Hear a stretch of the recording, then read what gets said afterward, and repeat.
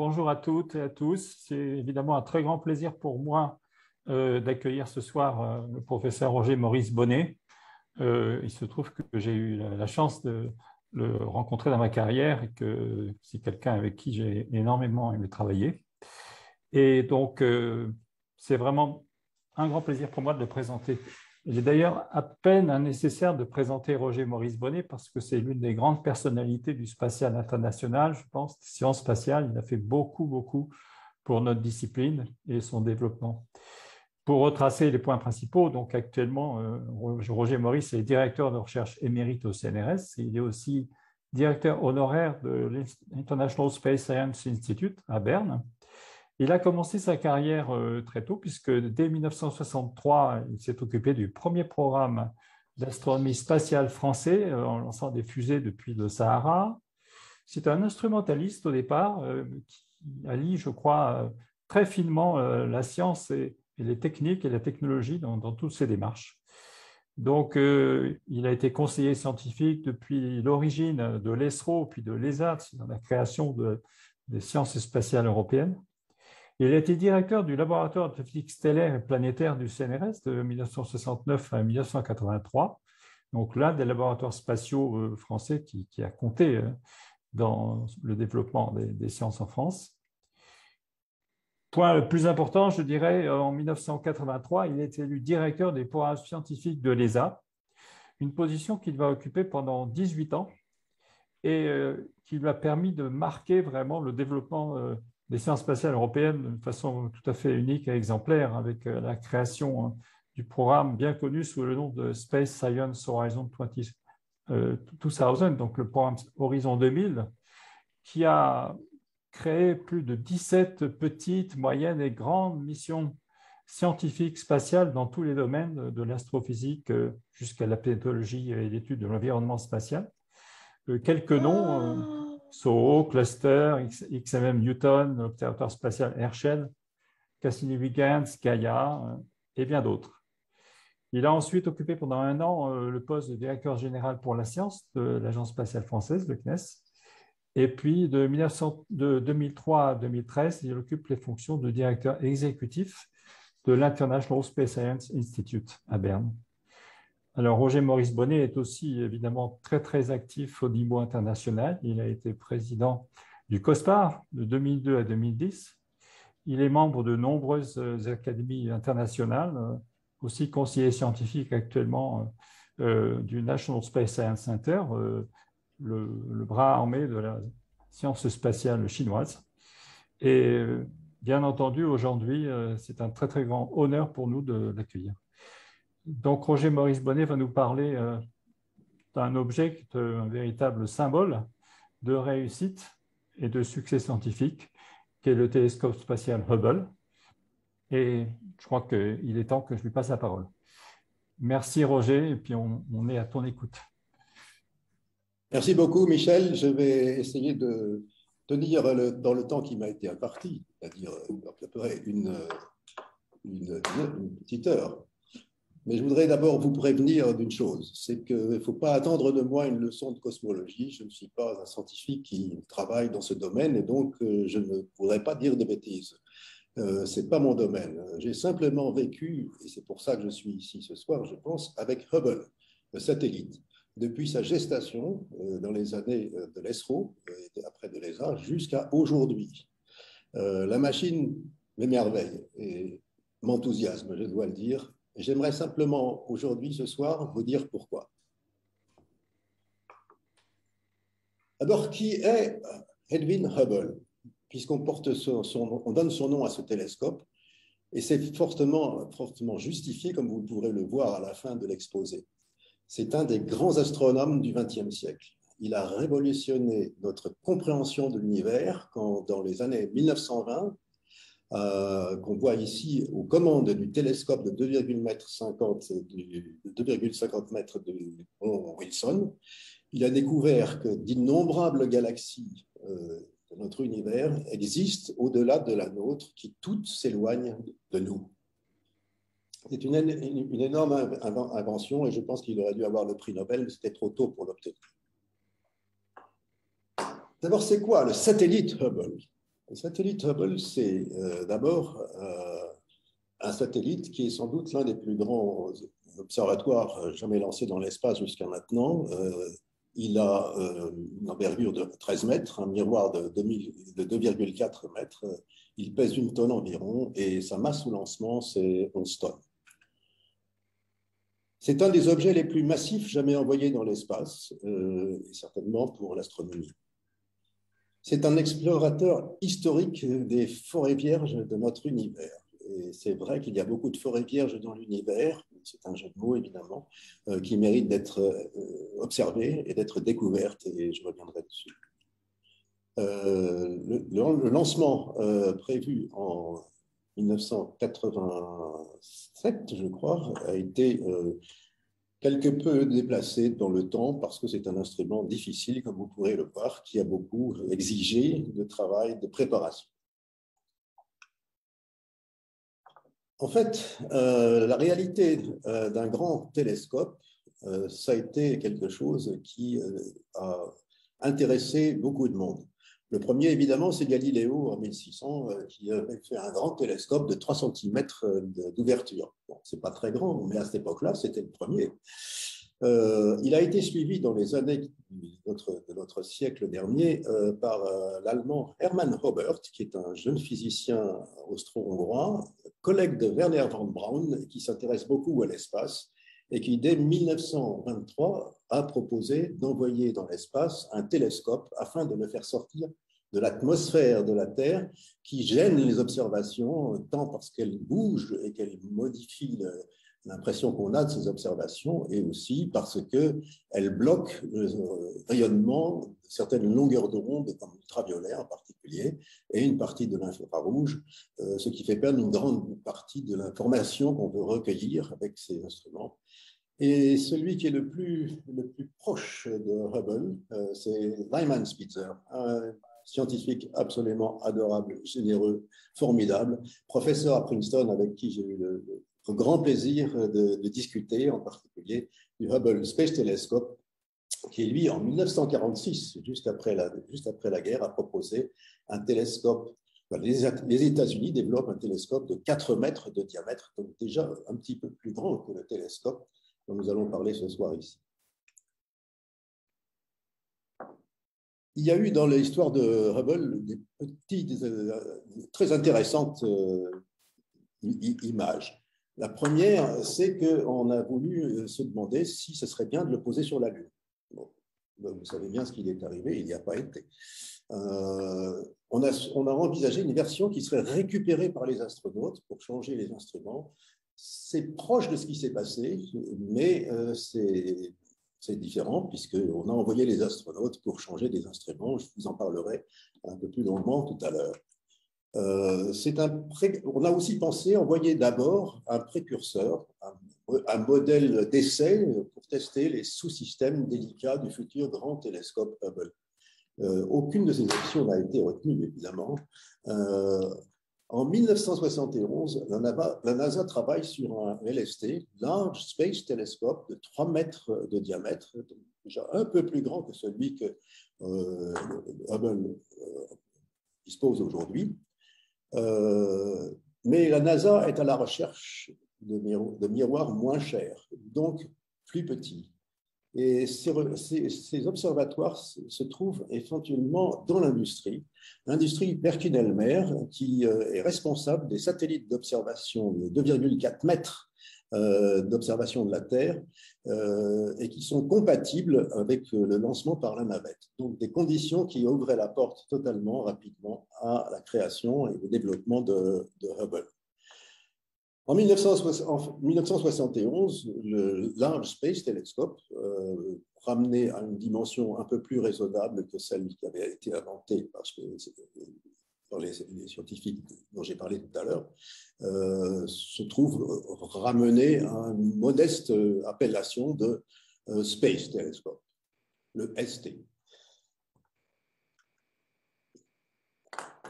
L'une des premières femmes dont je voudrais parler de trois femmes ce soir qui ont été essentielles dans le développement de Hubble. On oublie peut-être ça, mais ce sont des femmes qui sont admirables, chacune dans leur domaine. La première auquel je voudrais parler, c'est celle qui a été engagée à la NASA au début de 1960, des années 60, comme astronome. C'est une astronome pour s'occuper des satellites scientifiques de la NASA. Mais c'est là qu'elle a commencé à travailler sur Hubble et qu'elle prend en charge une nouvelle étude que la NASA lui a confiée et qui la conduira à conduire le programme jusqu'à son lancement. Le père de Hubble pourrait donc être une dame, excusez du peu, mais c'est effectivement ce qui s'est passé. Cette dame avait envisagé un télescope beaucoup plus grand que celui dont je vais parler ici, mais néanmoins, elle s'est battue pour le maintenir en l'état et aussi proche que possible de ses ambitions. La deuxième dame dont je voudrais parler, c'est une astronaute américaine, Catherine Sullivan, la première américaine à marcher dans l'espace. Elle a été le membre de la première mission qui mit Hubble en orbite le 24 avril 1990, donc il y a 23 ans, et qui participa plus tard aux missions de sauvetage et d'entretien de Hubble, dont je vais parler plus précisément tout à l'heure. La troisième est un autre personnage. C'est aussi une femme qui a eu un rôle essentiel dans le développement de Hubble. C'est Barbara Mikulski. Elle est membre du Parti démocrate, élue au Sénat à partir de 1987. Elle est responsable au Congrès, elle représente le Maryland qu'il a élu, et elle est responsable de beaucoup de comités, mais qui ne sont pas tous nécessairement concordants les uns avec les autres, comme la santé, l'éducation, le travail, les pensions, le commerce, mais aussi la justice et la science, et donc l'espace. Donc, elle a dû se battre souvent pour faire passer ses points de vue dans ces différents domaines, et je dois dire qu'elle a constamment, et pour de bonnes raisons d'ailleurs, soutenu le programme spatial américain et en particulier Hubble. Donc voici ces trois personnes, je considère qu'elles sont les trois mamans de Hubble. Nous reviendrons plus tard sur les scientifiques, sur les papas. Barbara Mikulski avait aussi le courage, je dirais pas le plaisir, mais le courage d'interagir avec Ronald Reagan, qui était alors le président des États-Unis dans les années de crise majeure, tant pour l'Amérique que pour les domaines de l'espace en particulier. L'ESA a participé, l'Agence spatiale européenne a participé au démarrage de Hubble et à son exploitation. Dès le départ des discussions entre la NASA et l'ESA, évidemment, l'ESA ne pouvait pas avoir une partie énorme du projet, mais simplement une partie qui permettait aux Américains d'économiser un peu d'argent, aux Européens de faire de la science avec ce grand télescope et de récupérer les données scientifiques. Donc, la contribution européenne au développement du Hubble Space Telescope représentait à peu près 15% du prix total de Hubble, et les scientifiques devraient recevoir 15% des données scientifiques. Il y avait aussi dans ce programme de coopération le développement d'une caméra à placer sur Hubble. Les Français et les Européens en général voulaient une caméra de très haut niveau. Mais évidemment, la NASA qui avait insisté pour que les choix des expériences soient faits sur une base compétitive, sachant fort bien que ce qu'elle allait proposer allait dépasser les ambitions du petit programme européen de Faint Object Camera, la caméra pour objets faibles, qui a donc été retenu, mais qui sera remplacé plus tard à la deuxième mission de visite à Hubble par une caméra américaine. L'autre élément dont les Européens avaient la charge, c'était le développement des panneaux solaires qui, eux aussi, ont été extrêmement utiles pendant un certain nombre d'années, puis après ont été changés par d'autres plus performants. Je ne peux pas oublier non plus l'aide que nous ont apportée dans le domaine de l'espace et de Hubble, Claude Nicollier, un grand ami. Les deux d'ailleurs que je vous montre ici sont des grands amis, mais Claude Nicollier est encore plus grand ami que les autres parce qu'il est suisse et que je travaille en Suisse et que c'est un homme qui vient nous rendre souvent des services et nous donne le plaisir d'entendre ses points de vue sur le développement de l'espace en Europe et aux États-Unis. Dès mon arrivée à l'ESA en 1983, le satellite Hubble Space Telescope était déjà mis en route. 6 mois après le démarrage du progrès, les États membres de l'ESA me demandent, d'un air assez irrité, que je leur propose une revue des coûts du développement de Hubble qu'ils considèrent insupportable. Ils avaient peut-être raison, mais ce qu'ils ne savaient pas ou qu'ils n'avaient pas compris, c'était que travailler avec les Américains dans un programme de cette ampleur exige effectivement qu'on comprenne les difficultés des Américains qui avaient à se battre dans le Congrès et dans les communautés scientifiques pour obtenir l'argent qu'il fallait. Et donc, il fallait changer constamment le télescope et ses moyens, et donc d'où d'abord un décalage dans le temps et ensuite une augmentation du budget. Je me suis amusé à vous montrer comment a évolué dans ce diagramme la date de lancement de Hubble. On commence en 1977 pour un lancement en 1983 et on termine en 1989 pour un lancement en 1990, donc un certain retard. Mais bon, à côté d'autres missions dont je parlerai tout à l'heure, ce n'est pas nécessairement le pire. Une des choses qui a marqué le développement de Hubble, c'est la catastrophe de la navette Challenger, le 28 janvier 1986, je m'en souviendrai longtemps. Je revenais à cette époque-là d'une réunion en Suède et j'ai appris ça dans la voiture qui me ramenait chez moi le soir et j'étais atterré. Et évidemment, je savais aussi que Challenger allait arrêter le développement de 2 missions qui étaient en cours de développement à l'ESA à ce moment-là, la mission Ulysse qui allait voyager au-dessus des plans de l'écliptique et pour observer le Soleil par-dessus le plan de l'écliptique, et Hubble, toutes retardées de 4 ans. Donc, à nouveau, une augmentation du budget. Arrive le lancement, finalement, en 1990, le 24 avril, moment historique pour plusieurs raisons. D'abord parce que c'était le lancement et ensuite parce qu'on allait enfin voir les capacités de Hubble à faire mieux que ce que l'on pouvait faire jusqu'à maintenant dans l'observation du ciel et de l'univers. Alors, ce qu'on attendait sur la gauche de cette image, c'est l'image d'une étoile, donc assez brillante, évidemment, perdue dans le bruit de fond du ciel. Vous voyez la fusée à droite qui a démarré et voilà ce que l'on obtient à la suite de ce lancement. Panique générale dans la communauté scientifique, dans les agences spatiales. Comment cela est-ce possible? J'étais avec mon directeur général, M. Lust, à ce moment-là. On revenait d'une réunion à Strasbourg et il ne croyait pas. Il ne croyait pas ce que je lui disais. Il me dit c'est une blague, c'est une fausse nouvelle, c'est pas vrai. Malheureusement, c'était vrai et au bout d'un certain temps, il a fallu se rendre à la vérité, c'est qu'on avait effectivement un télescope qui ne donnait pas ce qu'il avait promis.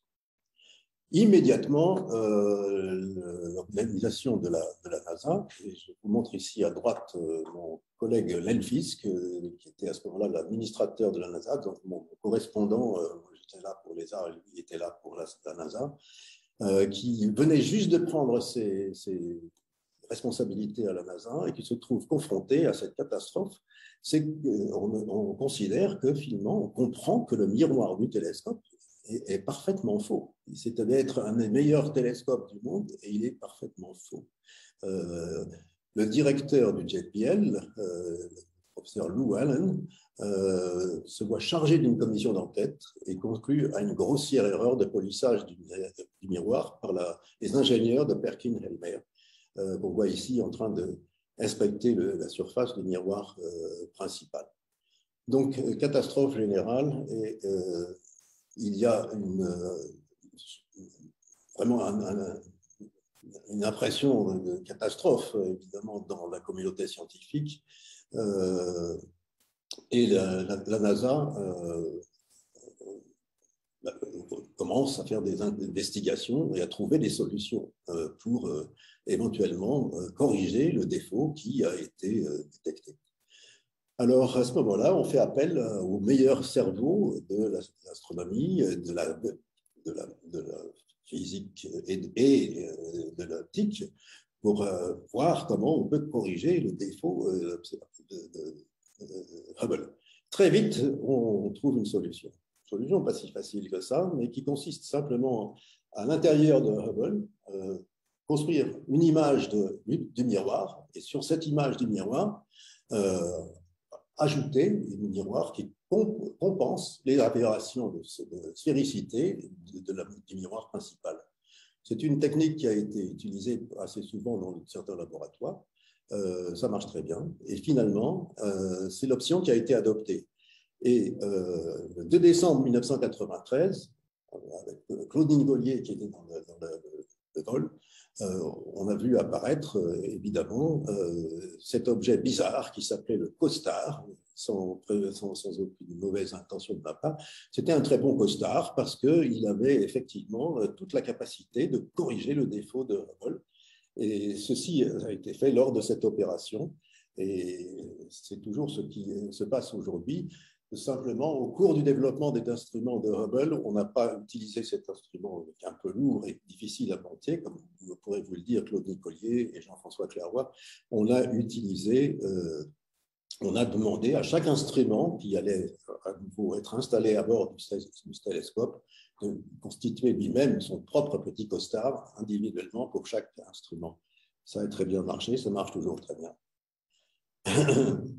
Donc, il ne faut pas se rendre à l'adversité. Et une fois que Hubble est parti, en 1993, le 9 décembre, on a évidemment tout de suite mis en route le télescope. Et voilà ce qu'on avait avant décembre 1993 à gauche, et puis ce qu'on voyait maintenant de la galaxie M100, qui n'est pas particulièrement brillante, mais qui est très loin. Et donc, qui nous montre qu'on avait finalement atteint le niveau que l'on voulait atteindre de résolution spatiale.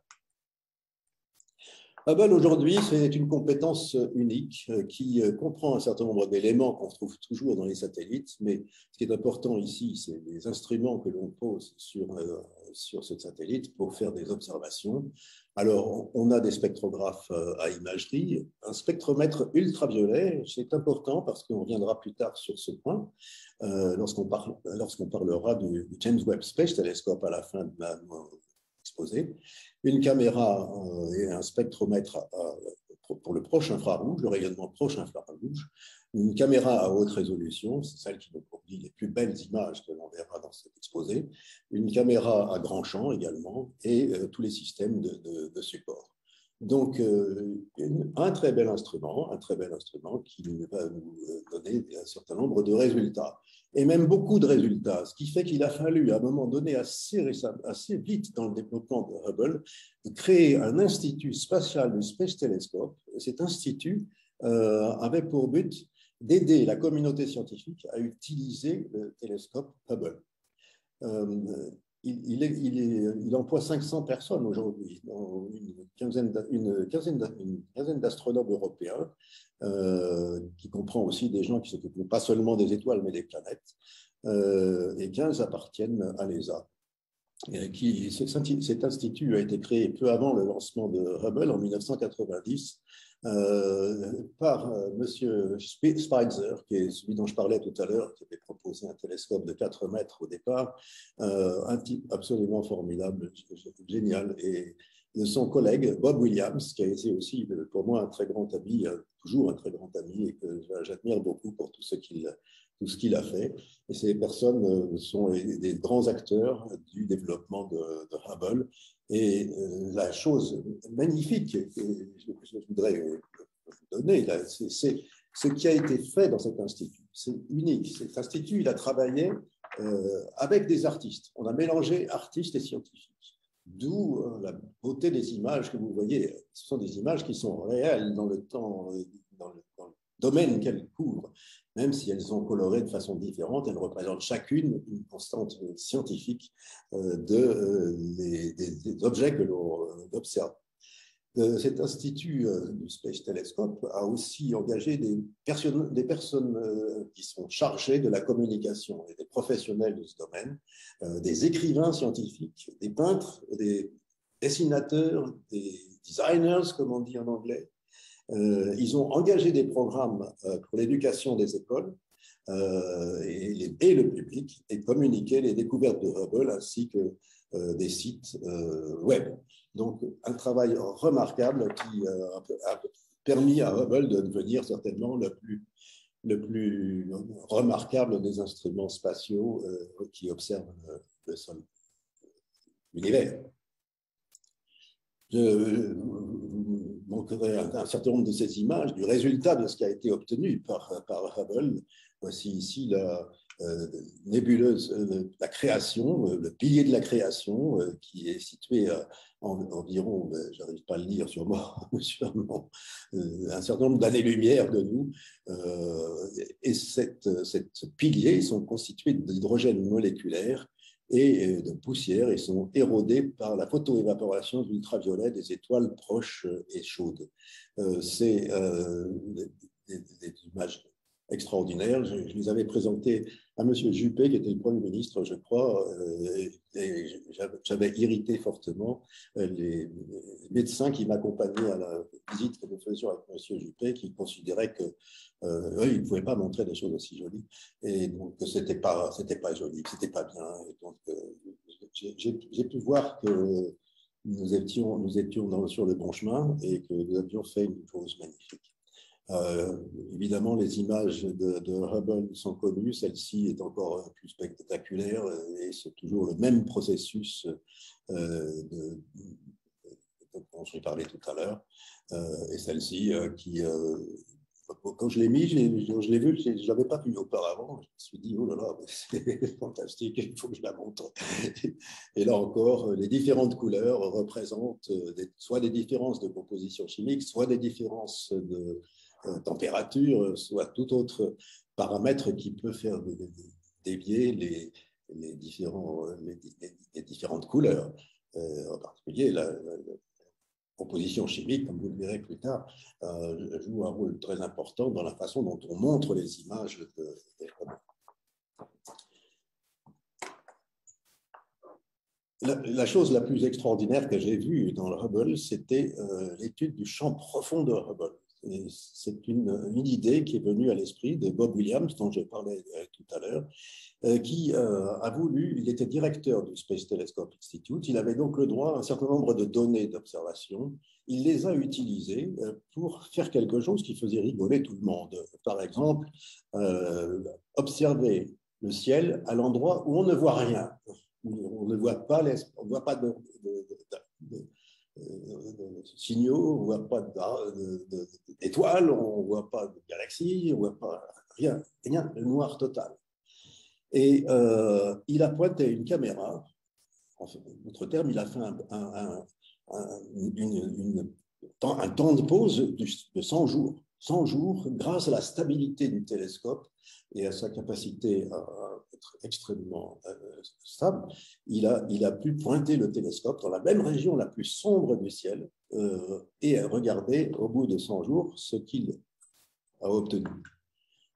Il a obtenu une chose incroyable, un assemblage de 841 photos qui couvrent environ un 30e millionième du ciel et qui sont prises entre 2012 et 2013 et qui révèlent environ, pas le noir, mais 10 000 galaxies de l'univers jeune, de couleurs variées. Ceci a été publié pour la première fois en 2014.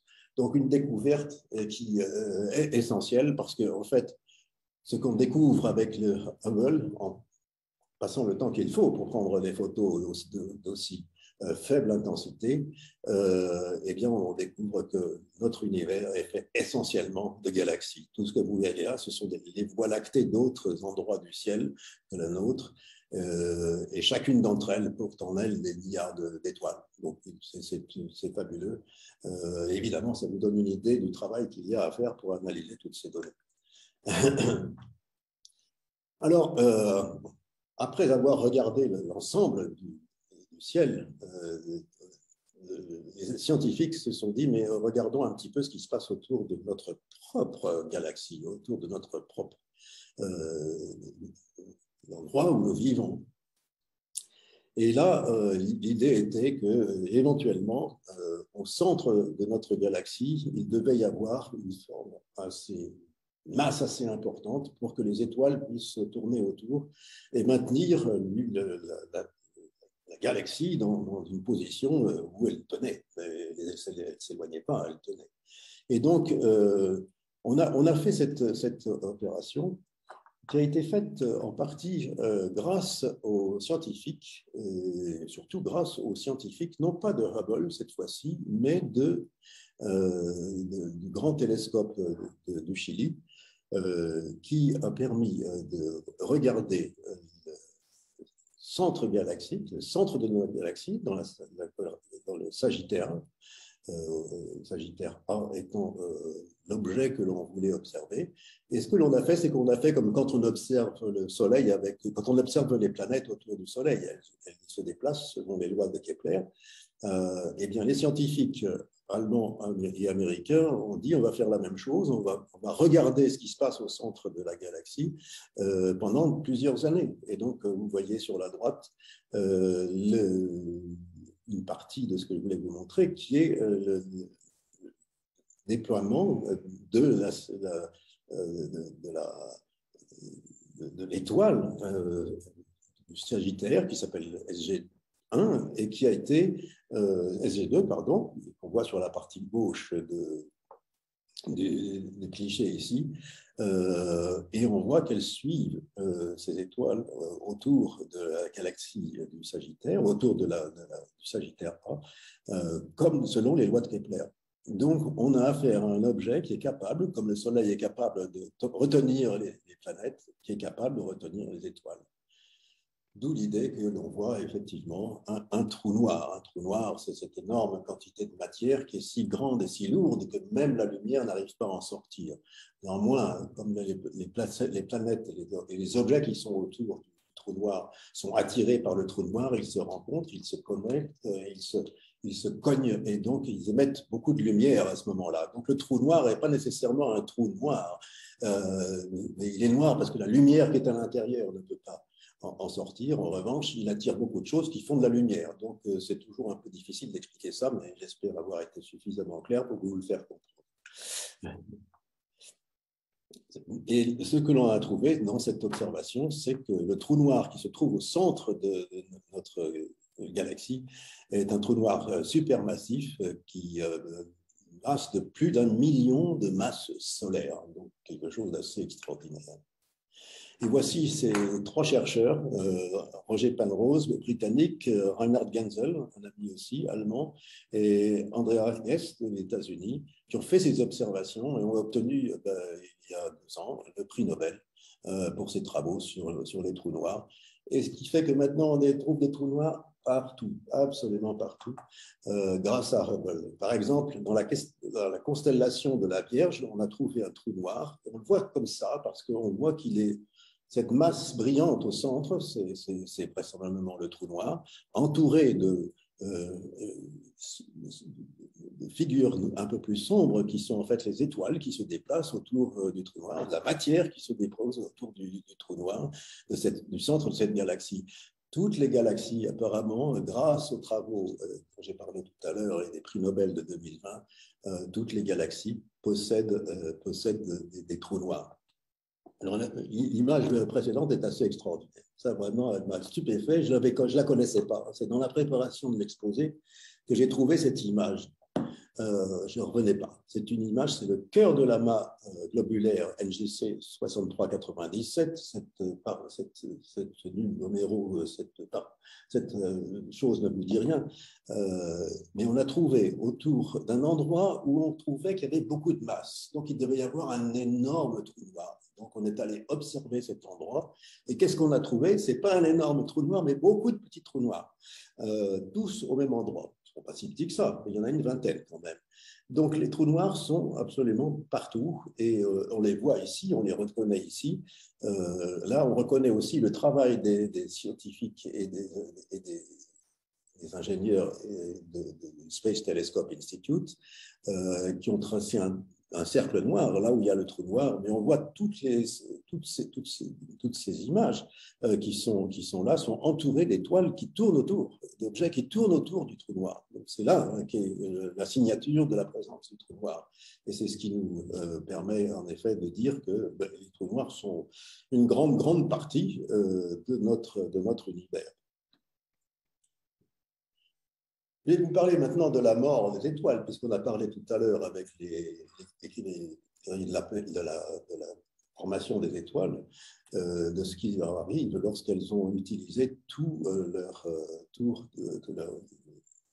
matériaux à l'intérieur de leur corps qui permet de transformer les éléments les uns dans les autres et donne la capacité à ces étoiles d'être des objets, disons, brillants, très brillants. Là, nous avons deux étoiles en fin de vie. La première à gauche, c'est la supernova. On appelle ça des supernovas. C'est ces images qui montrent la fin d'une étoile lorsqu'elle se met à exploser, qui se trouve à 2400 années-lumière de la Terre et qui nous montre la fin dans ce tourbillon énorme.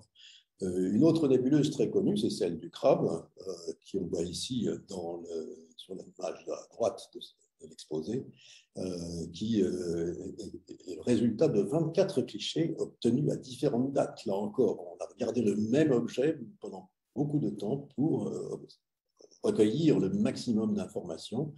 Et les couleurs qui sont là, pour vous montrer comment travaillent les gens du Space Telescope Institute, ce sont des couleurs qui représentent les émissions des gaz qui sont à l'intérieur, avec des couleurs différentes selon que ce soit du soufre ionisé, de l'oxygène ionisé ou de l'oxygène neutre.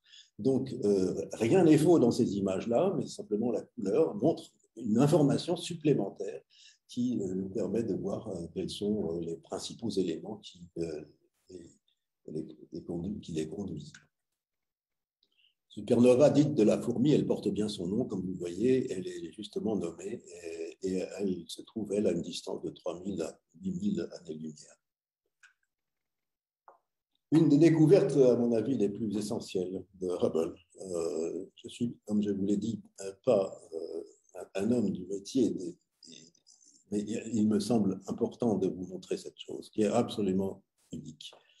Lorsque les étoiles dont j'ai parlé tout à l'heure explosent, se transforment en supernova, un certain nombre d'entre elles, qu'on appelle les supernovas de 1A, qui résultent de l'explosion des étoiles, elles émettent une luminosité propre. Vous les voyez, ces petites supernovas, dans la partie supérieure de l'image que vous voyez là, du tableau que vous voyez là, avec les petites flèches. Vous voyez des points brillants qui sont mélangés avec d'autres points brillants que vous voyez là, mais qui finalement, qu'on peut comparer à ce qui s'est passé avant que ces étoiles se transforment en supernovas. Vous voyez donc en haut, les galaxies avec les supernovas, et en bas, les galaxies sans supernovas. Donc, on voit bien les supernovas. Et ces supernovas, elles ont la capacité, elles sont toutes, en principe, elles ont toutes la même intensité lumineuse. Donc, plus elles sont loin de vous, moins elles sont lumineuses. Plus elles sont près de vous, plus elles sont lumineuses. Et de ce point de vue-là, on a pu tirer une information importante, c'est-à-dire que puisqu'on a des mesures de la distance de ces objets, parce qu'ils sont tous, en principe, ils émettent tous la même intensité. Donc, s'ils sont différents, c'est leur distance qui est différente. Ils sont différents. Et on voit ici qu'ils se sont éloignés beaucoup plus loin que ce que l'on pensait. Comment est-ce qu'on fait ça? On compare ces supernovas et leurs galaxies au temps de vie de ces galaxies qui dépend essentiellement de leur qu'on mesure essentiellement par la lumière infrarouge dont elles sont la victime, parce que cette lumière infrarouge devient de plus en plus infrarouge, plus on est loin de la création des galaxies et des étoiles qui sont dedans. Et donc, on a ici, avec les galaxies, une idée de l'âge de la galaxie, selon la quantité de rayonnement infrarouge qu'elle émet, et de l'autre côté, la distance. Et donc, on s'aperçoit finalement, en regardant ces choses-là, que notre univers est en expansion. Et ça, c'est une chose qui a été importante parce que, là encore, elle a conduit à un prix Nobel, des gens qui ont regardé ces images et qui en ont déduit une courbe de la variation de notre univers. Vous voyez ici les trois scientifiques américains qui ont eu le prix Nobel en 2011 pour cette découverte majeure, une des plus grandes, à mon avis, de travail de Hubble. Cette petite couronne, cette petite instrument de musique suisse que vous voyez là, c'est en fait une image qui nous montre comment a évolué notre univers depuis le Big Bang, qu'on voit à gauche la petite partie blanche, suivie par l'apparition des différents objets particuliers, les premières étoiles, les premières galaxies, etc., et qui se déplacent dans le temps qu'on mesure avec le rayonnement infrarouge dont j'ai parlé tout à l'heure. Nous sommes ici, là, au centre de cet entonnoir, et tout à coup, une espèce de crise d'âge de l'univers qui passe par la puberté et qui se met à s'accélérer. Cette image n'est pas la meilleure que je connaisse, mais elle montre bien cette accélération que nous montre également le schéma suivant qui vous montre à la fois le temps sur la ligne horizontale et la dimension de l'univers sur la partie gauche. Ces courbes sont obtenues à la fois par des observations, mais aussi par des comparaisons avec ce qu'on appelle le mot disparaît de ma tête, mais ce sont deux images qui nous montrent l'évolution l'évolution de notre univers.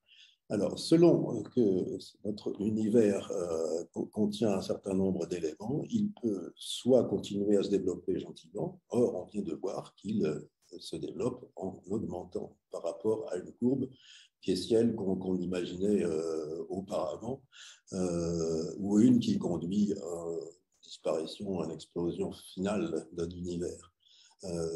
Donc, qu'est-ce qui fait d'ailleurs bouger cette augmentation de la vitesse de l'univers? On ne le sait pas. On a inventé une théorie qui serait celle qu'il existe à l'intérieur de l'univers une énergie qui permet, une énergie noire qu'on ne voit pas, qui permet à notre univers de se déplacer plus vite que prévu et plus rapidement. Donc, voici ce qu'on a pu observer jusqu'à maintenant grâce à Hubble. La dernière fois que j'ai présenté cette observation, il y a un an à peu près, la première question qu'on m'a posée, c'est, que la salle a posée, est-ce que l'univers est infini?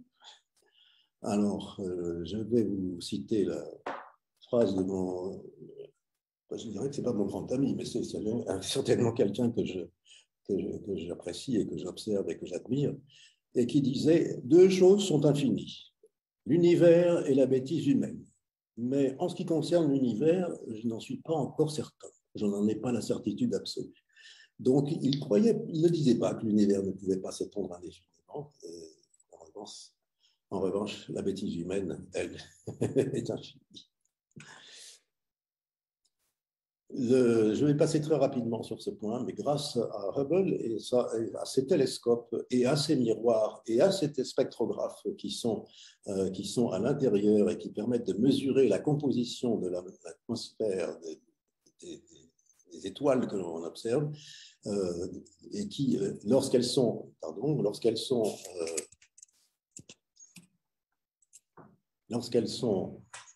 une bêtise. Lorsqu'elles sont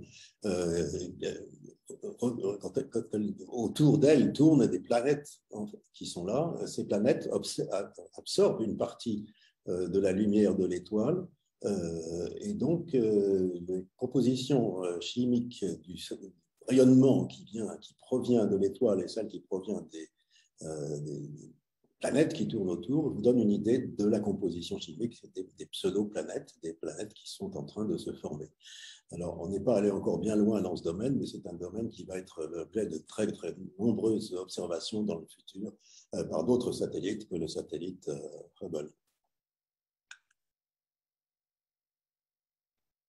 De façon surprenante, Hubble a aussi observé les planètes. Alors, l'avantage de Hubble sur les sondes planétaires, qui sont quand même tout autour des planètes et qui les observent de façon extraordinairement précise, la différence en ce qui concerne Hubble, c'est qu'on peut, avec Hubble, observer plusieurs fois les planètes pendant autant de temps qu'on le veut, pendant de longues journées, plus longtemps qu'une sonde planétaire. C'est un avantage crucial dans la connaissance des atmosphères, de la géologie et de la météorologie des planètes. Qui révèle de nombreux phénomènes qui apparaissent en profondeur dans le système de Saturne. Donc, c'est pas la plus grande découverte, à mon avis, de Hubble, mais c'est intéressant de voir qu'il promet d'autres choses que juste l'observation des étoiles. Une autre observation importante, c'est celle qui a été marquée en 1994 par la capture par Jupiter d'une comète qui s'appelait la comète Shoemaker-Levy P, qu'on voit ici observée par Hubble en juillet 1994, alors qu'elle vient de passer autour de Jupiter et qu'on voit sur ces petits points noirs les morceaux, les portions de la comète qui sont allées s'écraser sur Jupiter. Pendant très longtemps, on a pensé que les comètes étaient la source de l'eau sur les planètes. Alors, le satellite que j'ai eu l'honneur de conduire quand j'étais à l'ESA, le satellite Herschel, a pu mesurer en 2008 la présence de grandes quantités d'eau autour de l'atmosphère de Jupiter que l'on attribue à l'eau qui a été versée par le choc de Schumacher-Levy avec Jupiter.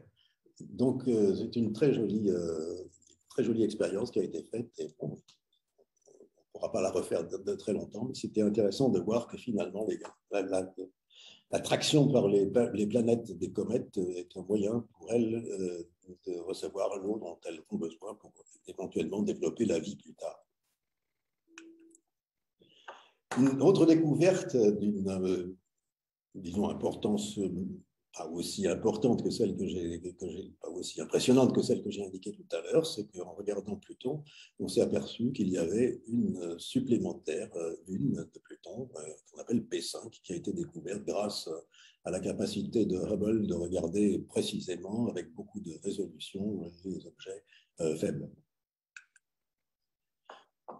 Je vais en arriver à la fin de mon exposé. Vous parlez de ce qui va se passer maintenant en ce qui concerne l'observation astronomique. En particulier du James Webb Space Telescope, qui est une opération conduite par la NASA et aussi par l'ESA et par le Canada, si tant est que le Canada, qui fait aussi partie de l'ESA, accepte qu'on le mêle à l'ESA. Ce télescope est une chose complètement nouvelle. Malheureusement, je ne peux pas vous lire tout ce que j'avais prévu de vous lire. Ah, ça c'est gentil, merci beaucoup. C'est un miroir qui a un diamètre non plus de 4,5 mètres, mais de 6,5 mètres. Et qui est comme les miroirs qu'on fait au sol aujourd'hui, qui est segmenté, c'est-à-dire il est fait de plusieurs morceaux ajustés les uns par rapport aux autres, de façon à donner une surface parfaite. Un télescope qui a besoin d'être parfait pour pouvoir obéir aux avantages et aux objets qu'on va lui donner à étudier. Il sera mis en orbite au point de Lagrange, L2, à 1,5 million de kilomètres entre le Soleil et la Terre. Et son lancement est prévu pour le 18 décembre prochain. Alors, ce télescope est original pour plusieurs raisons.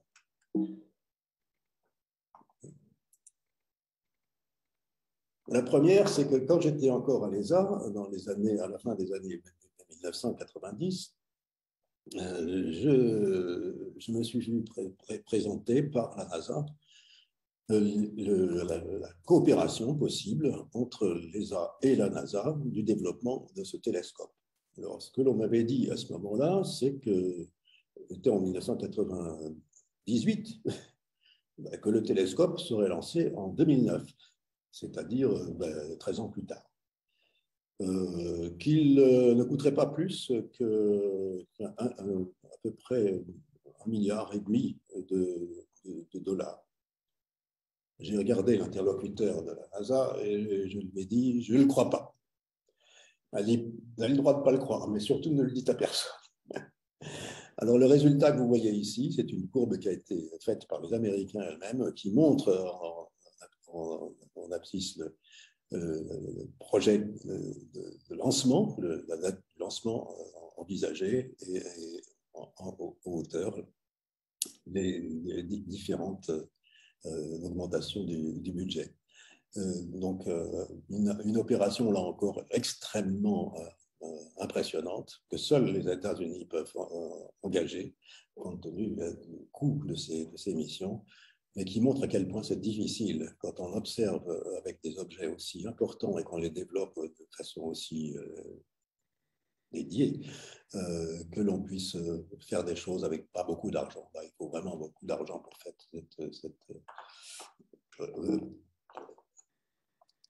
voyons, je voudrais passer à la suivante.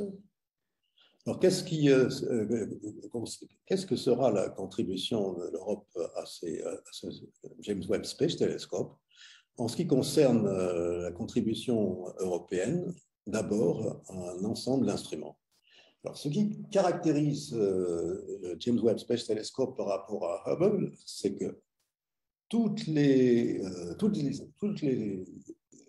objets et les instruments qui sont à bord de James Webb ne regardent que l'infrarouge. Sur Hubble, on a encore un petit morceau de Hubble qui regarde l'ultraviolet qui détecte la lumière chaude, les choses qui sont très, très intenses.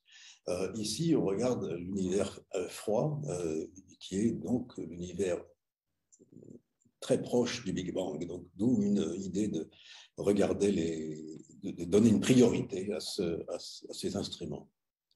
Et l'autre chose qui est assez extraordinaire, c'est que les Américains ont accepté que ce soit Ariane 5 qui lance ce télescope à partir donc de Kourou le 18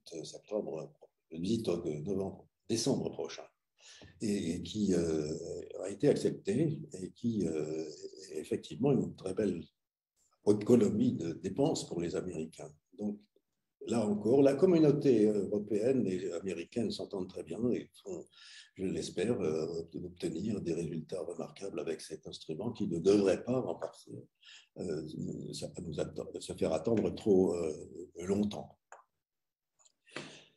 Mais quel est le futur de Hubble dans ces conditions-là? Puisqu'il va y avoir un télescope bien plus puissant que celui que nous avons aujourd'hui et qui sera sans doute plus puissant que n'importe quel autre. À partir du lancement le 24 avril 1990, il y a eu 5 missions de service pour changer, réparer les instruments qui étaient à bord du télescope de Hubble. Il y a eu 5 missions de service, l'une en 93, en 97, en 99 et 2002, et la dernière en 2009.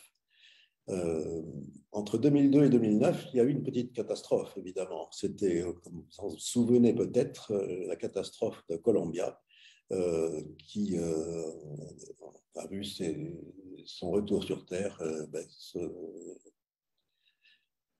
se terminer par l'écrasement de la navette et de ses passagers en février 2003.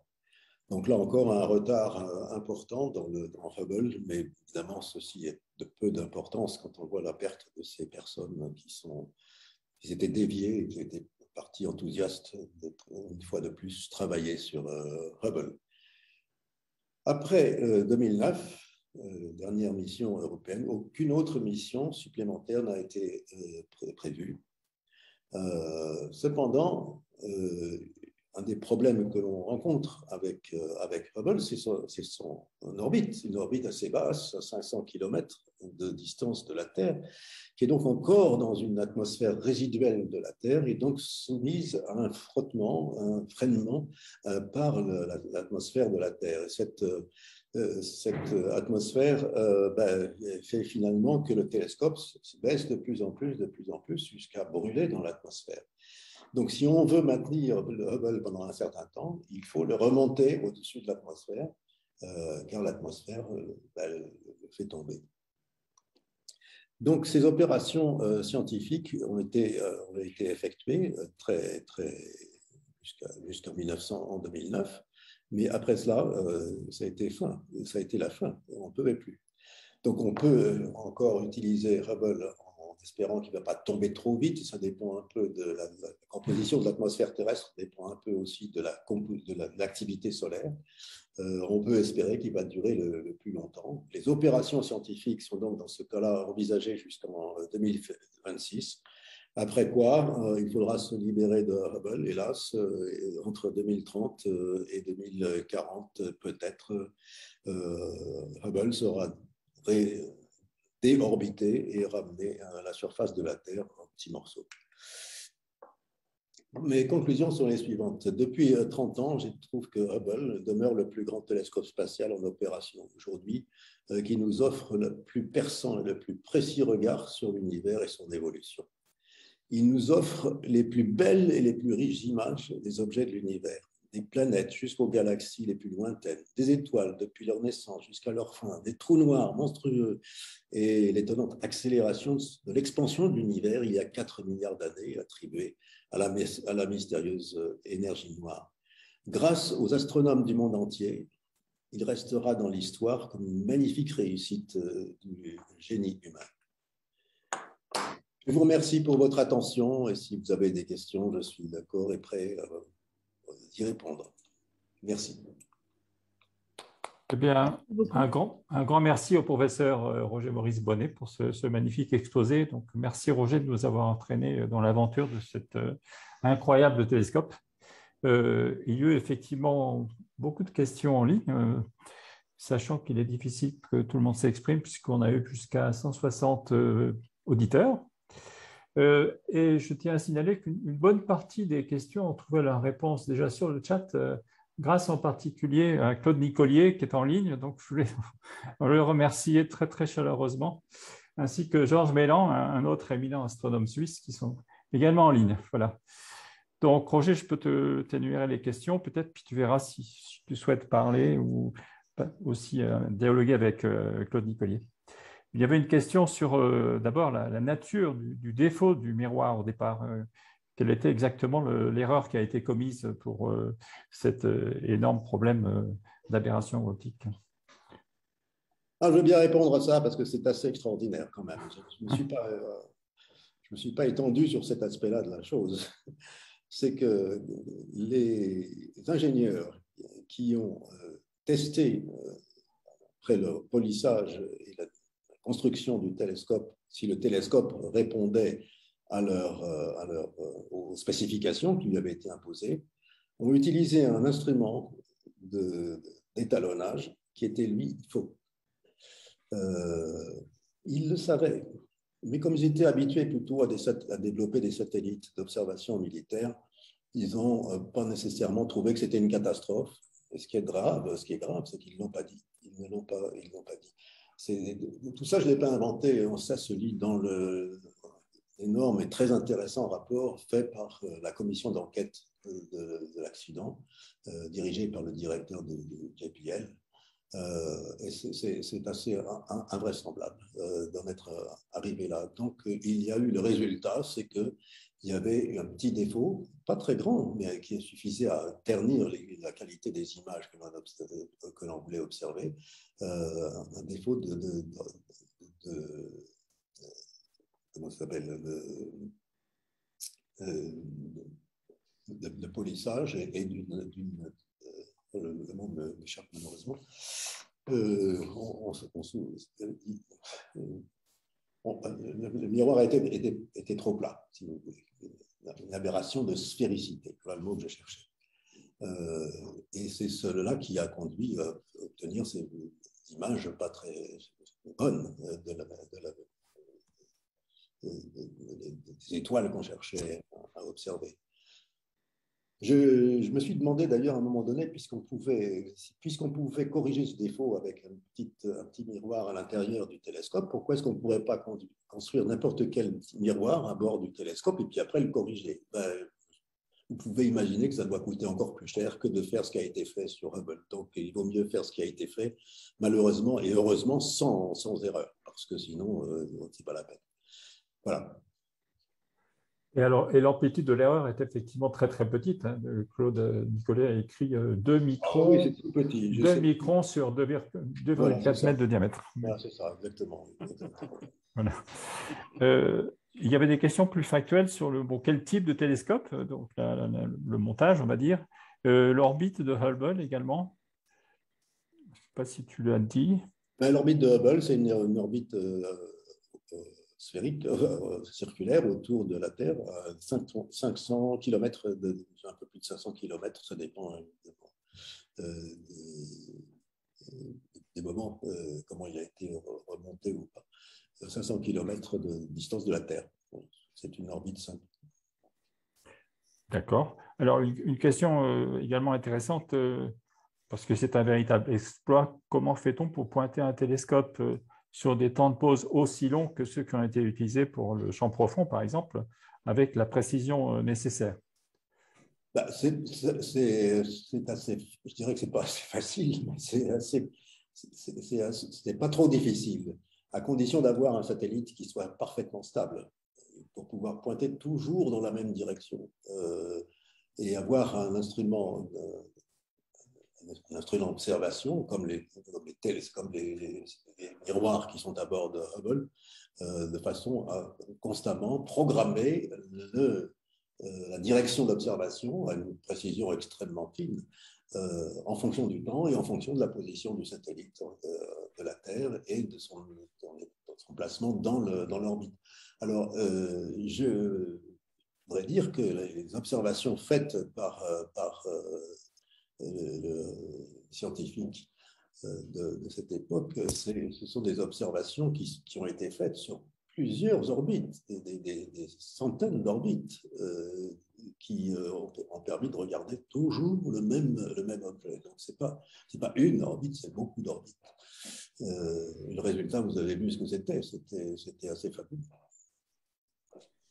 Tout à fait. Une question, comment se fait le choix d'attribution des projets d'observation confiés à Hubble? bien sûr un comité de sélection. Oui, tout à fait. C'est une très bonne question parce que là, elle me permet de montrer que les Européens ont obtenu plus de 15% du temps d'observation que celui auquel ils avaient droit. Parce que ce processus de sélection des observations et des programmes d'observation se fait sur la base de propositions qui sont faites par les scientifiques.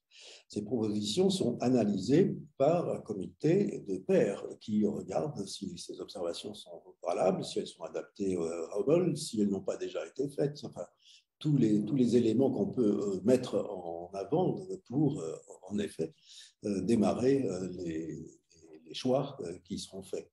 Alors, de ce côté-là, les Européens, on fait un appel d'offres qui sort tous les ans, je ne sais plus exactement la périodicité de ces appels, par le Space Telescope Institute à Baltimore, et qui voit un certain nombre de réponses arriver qui sont analysées, indépendamment qu'elles viennent de l'Europe, du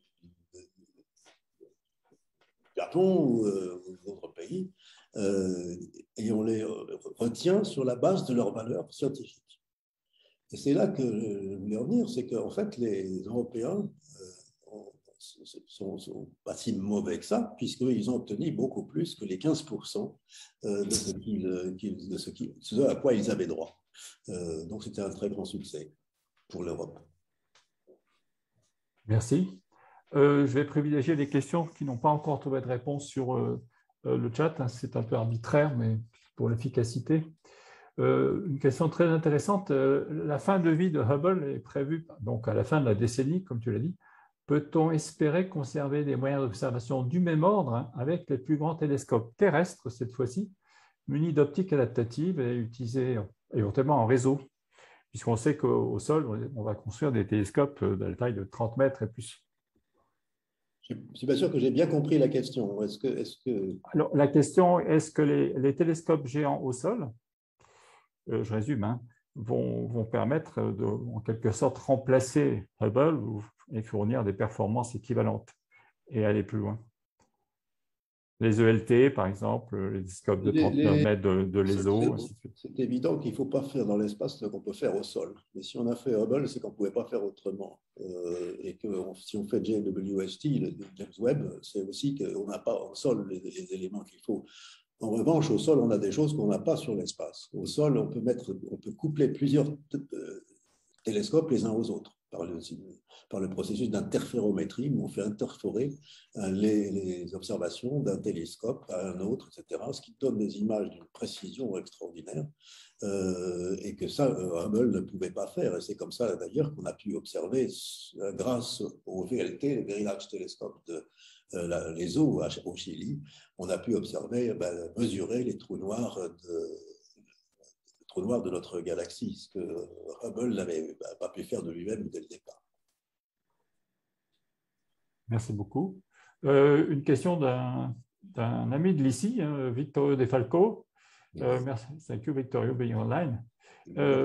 Qui voudrait demander au professeur Bonnet s'il y a les perspectives d'une future collaboration entre Hubble et la collaboration LISA pour la détection des ondes gravitationnelles venant des âges primordiaux de l'univers. Il n'y a pas pour l'instant encore de mission pour l'étude des ondes gravitationnelles depuis l'espace auxquelles les gens de l'ESA pourraient participer. En revanche, ils développent aujourd'hui un instrument qui devrait être l'instrument majeur de la nouvelle astronomie du XXIe siècle. C'est l'instrument l'ISAC, qui devrait être développé au courant des prochaines années. Ce sont des instruments très, très difficiles. Et là, il faut comprendre qu'aujourd'hui, l'astronomie, qui a besoin d'instruments très différents selon les domaines, les objectifs qu'on se propose, se compensent. Les différents instruments se compensent les uns les autres, se complètent les uns les autres. Donc, on a besoin des uns et des autres dès l'instant qu'on a un objet qui demande une observation diverse. Et c'est là que la question est très bonne. En effet, ça se fera. Mais pour l'instant, bon, on n'a même pas encore les instruments pour le faire, donc il faut attendre. Mais aujourd'hui, c'est évident que la communauté scientifique travaille de façon remarquable d'un continent à un autre, d'un endroit à un autre, d'une organisation à une autre, et que finalement, on arrive à ce qu'on a vu tout à l'heure, c'est les prix Nobel, en particulier pour le trou noir de notre galaxie. C'est une remarquable coopération entre différents satellites, les satellites infrarouges, les satellites ultraviolets, les satellites au sol, Hubble, etc. Donc c'est comme ça que la science avance aujourd'hui. C'est plutôt enthousiasmant plutôt que de voir une bagarre permanente. Tout à fait. Une question sur la date de lancement du James Webb. En fait, je pense que tu y as répondu, non? C'est le 18 décembre prochain. Donc oui, tout à fait. 18 décembre prochain, oui. C'est très proche. C'est en effet très proche, oui. Et donc, évidemment, on lui souhaite… Ce qu'il y a de remarquable, c'est en Guyane. Oui, avec un Ariane 5, oui, tout à fait. Avec un Ariane 5 en Guyane. Guyane qui était un pays très, très difficile du point de vue du Covid. Il y avait une question sur…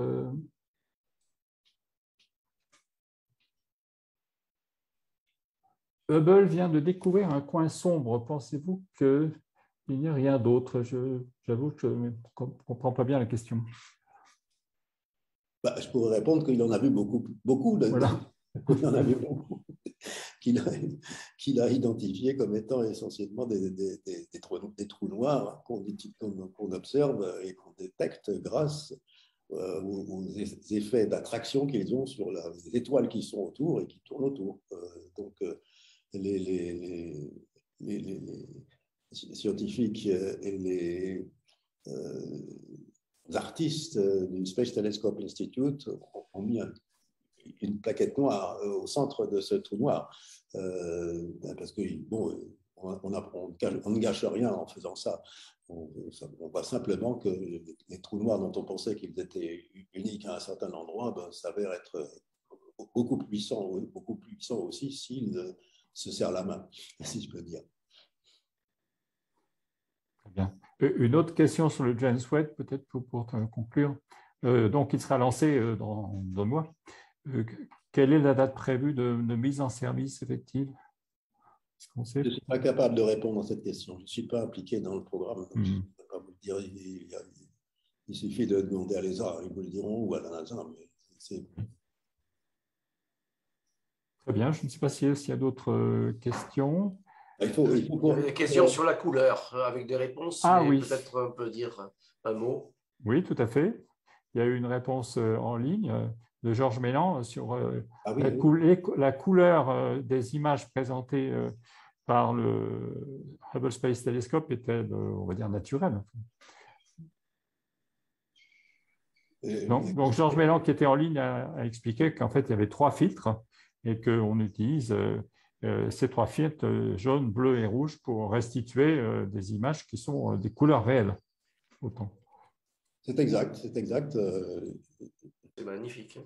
Oui. Je soutiens tout à fait ça.